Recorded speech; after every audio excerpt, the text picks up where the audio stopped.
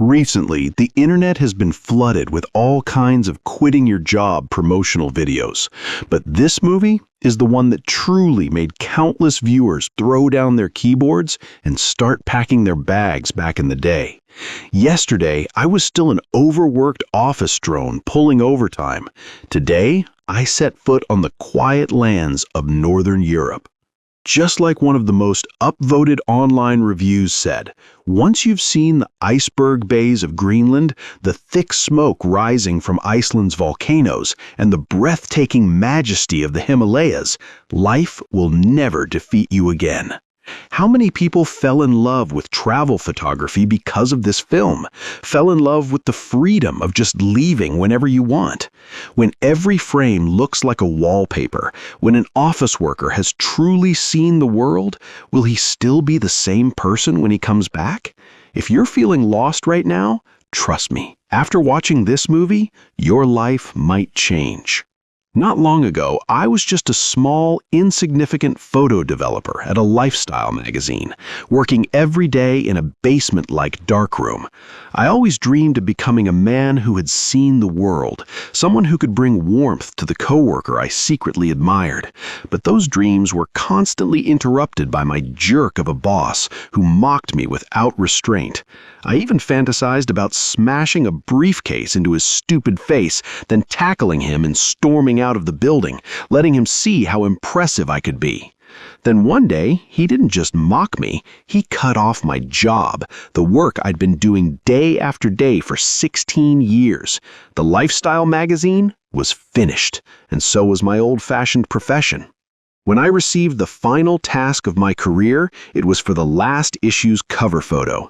The image had been personally designated by the legendary photographer Sean, negative number 25. Everyone was waiting to see what kind of god-tier photo it would be.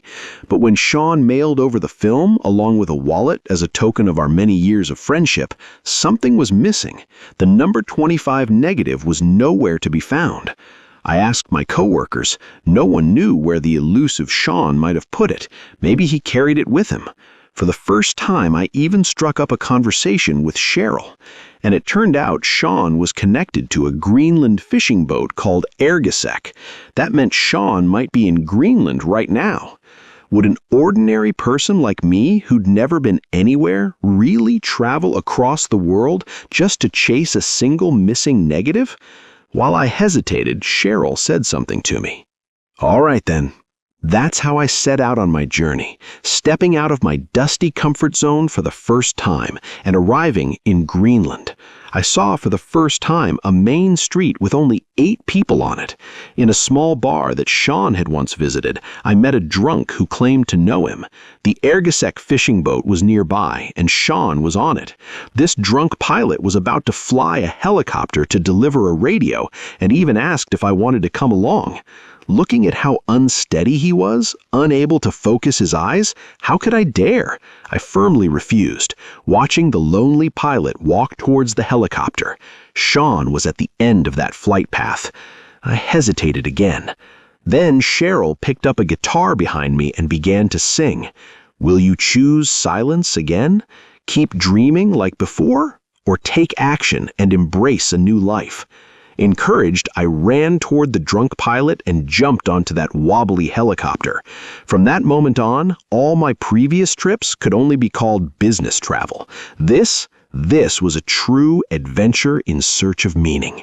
We crossed calm waters and finally reached the fishing boat, but danger followed. A storm was coming. How were we supposed to land?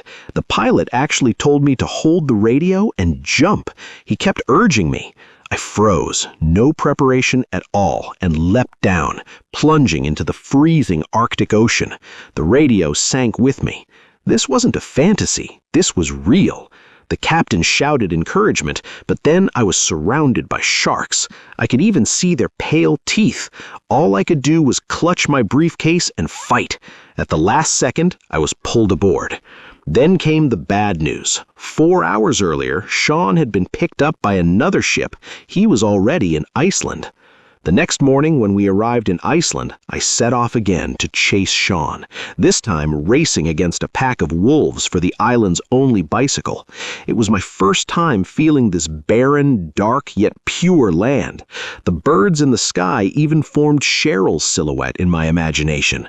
When I got back up, the bike was wrecked. I ran to a nearby town and traded a gift with a child for a longboard. There, I met a kind stranger who had just seen Sean. He'd gone to a town at the foot of the mountain and was about to catch a flight. There was no time. I had to descend the plateau immediately. I picked up 2 stones, tied them to my hands, stepped onto the longboard, and sped down the winding mountain road, beginning the final chase. Using the stones to protect myself, I flew through every turn, past mountains and streams. Facing the wind like this freedom and excitement, I'd never experienced before. When I reached the town, it was eerily empty. Suddenly, air raid sirens blared. The kind stranger rushed over and told me to get in the car. The volcano was about to erupt. A volcano? Just then, a plane roared overhead, and there he was, the mythical man himself. Sean had strapped himself to the plane, flying straight towards the erupting volcano. There was no time. We drove off just as lava nearly hit our faces. Just like that, Sean passed me like the wind. The journey ended. I returned home in disappointment. My boss pressured me again. If I didn't develop the photo soon, he'd replace it and fire me on the spot. That broke me. I had never made a mistake in 16 years. I went to see Cheryl, full of hope, but a man opened the door. Her ex-husband. Maybe they had gotten back together. I left the longboard I'd brought from Iceland, meant as a birthday gift for her son.